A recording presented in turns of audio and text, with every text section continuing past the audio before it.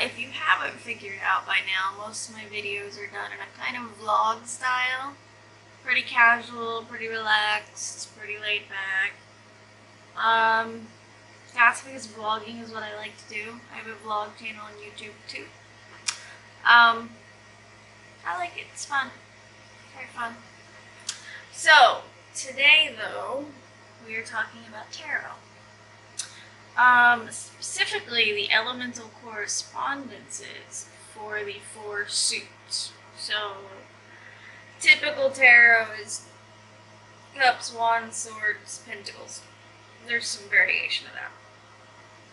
Pentacles could be coins, and cups could be chalices and things like that, but it's the same basic.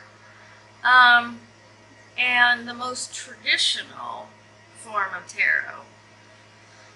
Pentacles are earth, cups are water, wands are fire, and swords are air. Now, that's what I want to talk about. I'm fairly certain whatever I name this video, you already have an idea.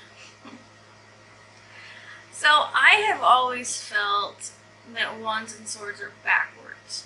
To me, it makes so much more sense for wands to be air and swords to be fire. And it wasn't until I watched a YouTube video today of someone reviewing a deck that makes that exact switch that I realized why. So, I think it was the Green Witch Tarot they were reviewing. Hang on. Let me double check.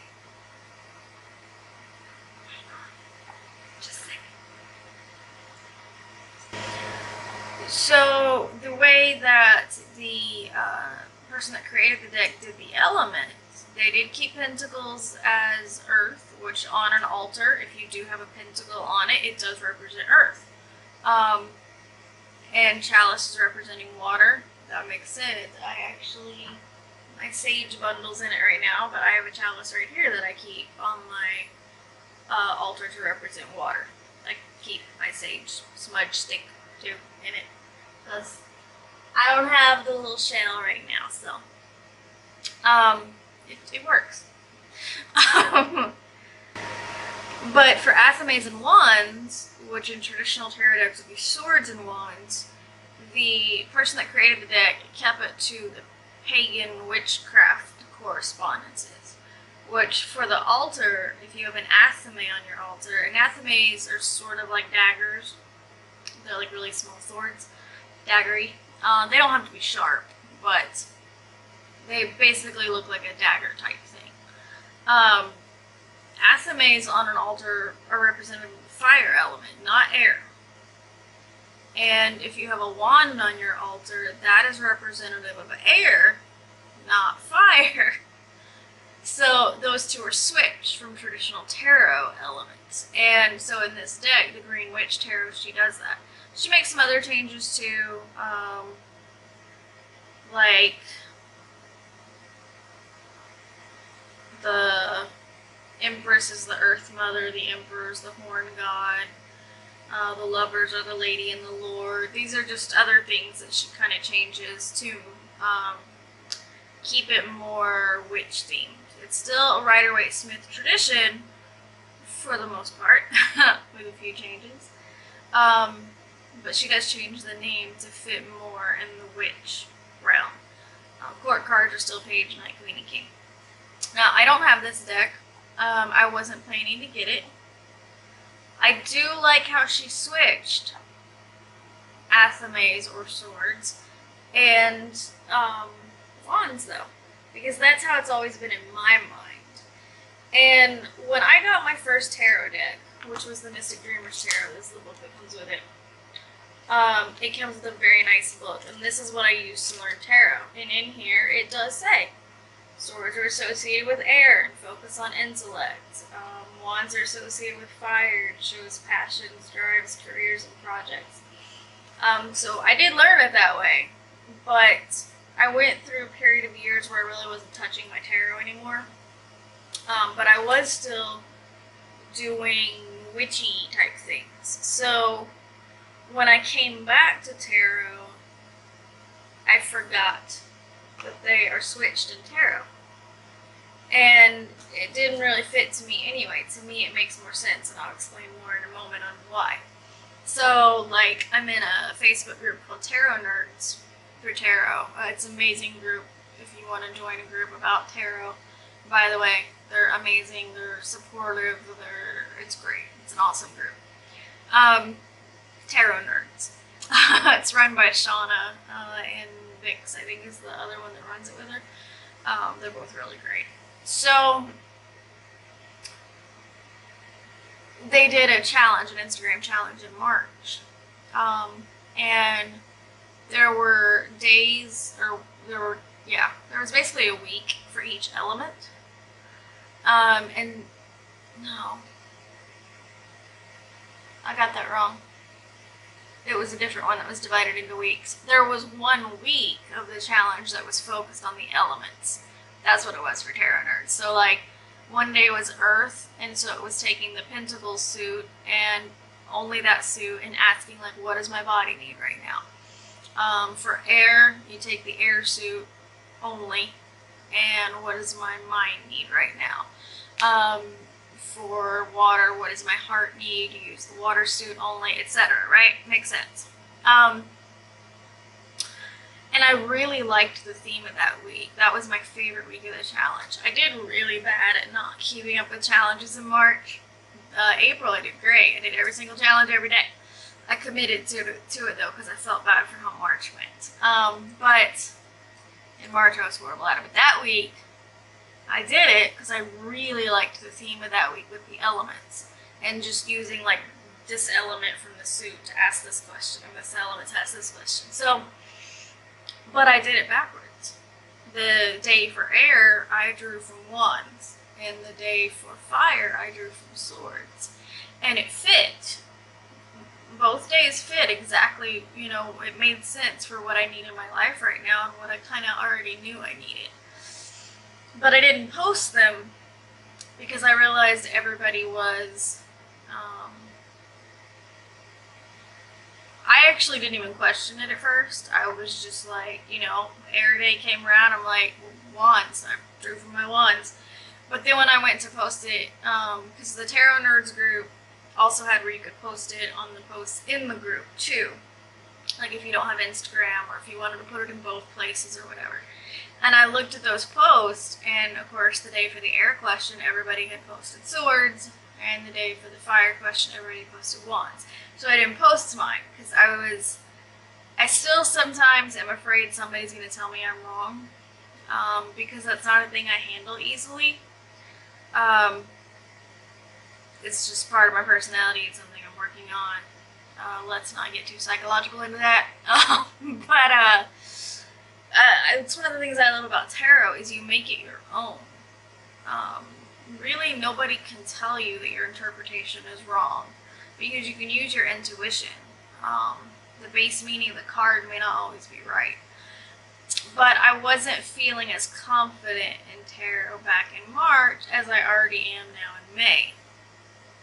In March, I would have never thought of reading for someone else, and now that's what I want to do, and I want to do it now. Like, I'm ready for it. So, but I've worked hard to work on my tarot and increase my confidence. So, anyway, I had those backwards in my head from the traditional tarot, where Swords are Air, Wands are Fire. So, I realized that there's 2 reasons for it, really.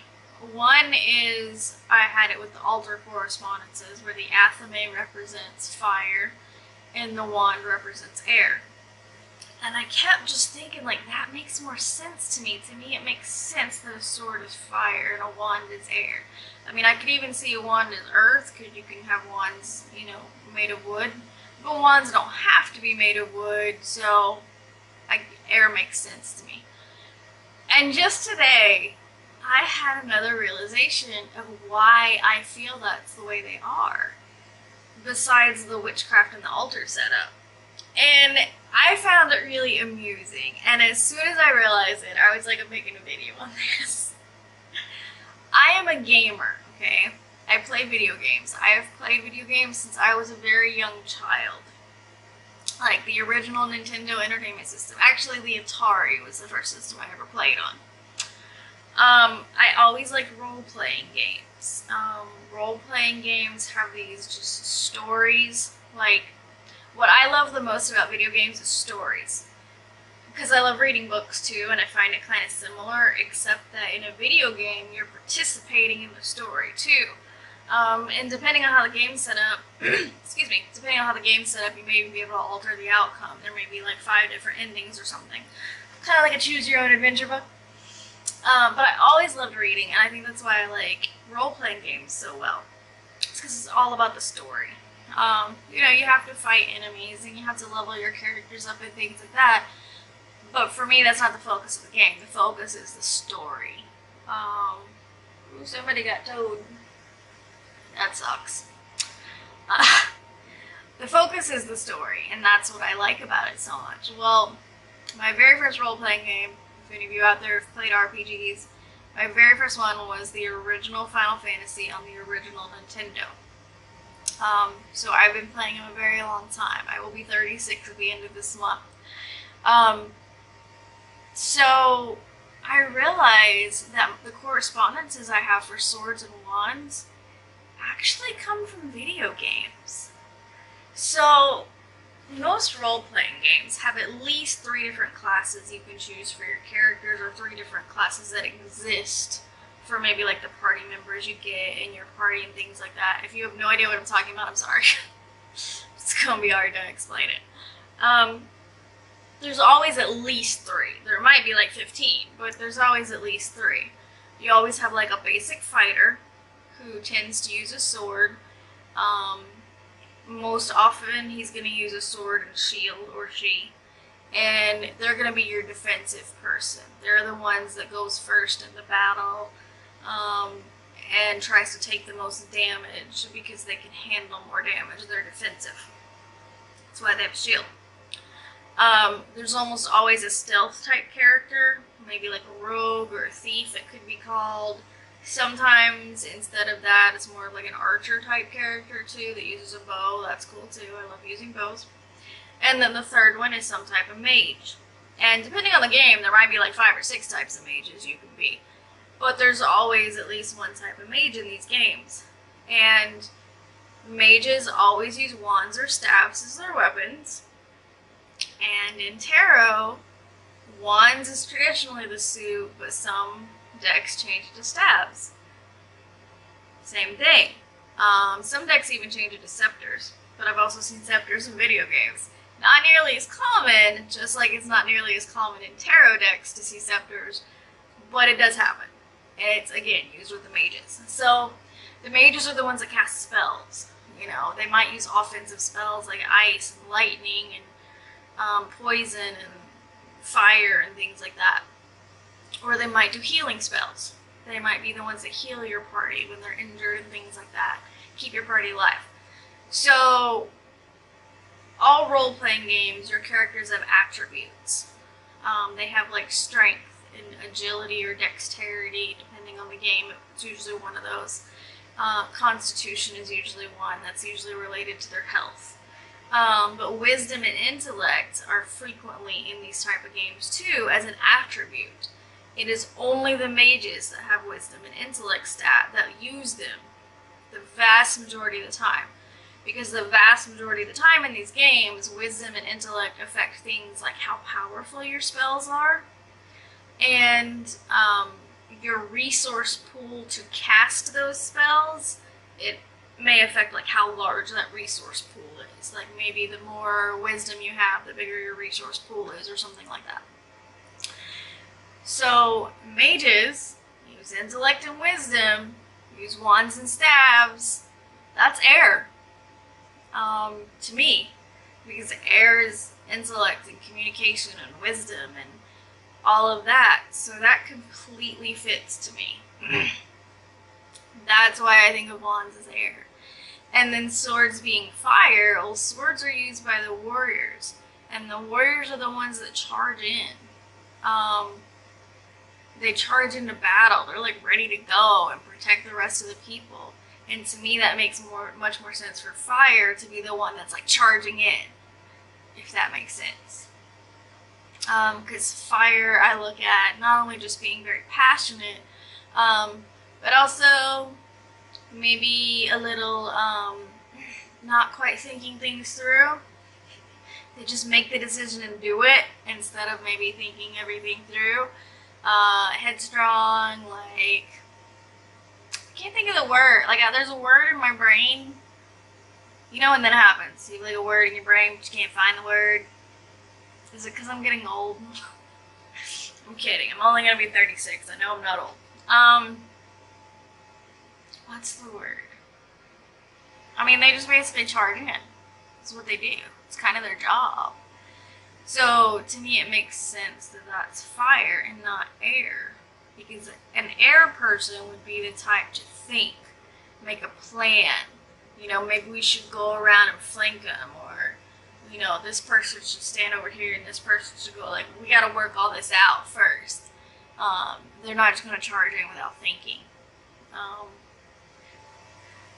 And a lot of times in these games, the warrior or fighter, the one that uses the swords, is stereotyped as not being very smart too. Because back to the attributes that I mentioned, they're going to have a very low wisdom or intellect or both if the game has both, because that attribute doesn't affect them at all. It doesn't affect their class at all. So they don't need it, so it's going to be very low. So there's kind of this stereotype around it that, like, you know, like if someone does like a comic about the game, like they draw a little fan art comic, they're gonna draw the warrior as like, the things he says are not the smartest thing ever, but the mage or wizard or whatever is gonna be like the smart one of the group. So, alright, I've rambled enough. I feel like I'm still rambling, but I hope that makes sense for why I feel like swords are fire and wands are air. Tell me what you think. Let me know what you think. I'm curious, you know. What do you use the traditional ones? Do you think those make sense? Or do you think maybe it makes more sense to go another way? So let me know what you think. I would love to hear it. Comment on the video. I will respond to all comments, or comment on my blog post, either way. I would love to hear from you. And feel free to also give me a suggestion of like another topic that you would like to hear me talk about. Because I do my daily tarot stuff, but sometimes I'm like, kind of like, I'm not really sure what else to make a video about. So if you have any suggestions for me, please let me know. Leave them in the comments. Alright, I will see you in my next video. Thank you so much for watching. Love and light to you. And yeah, bye.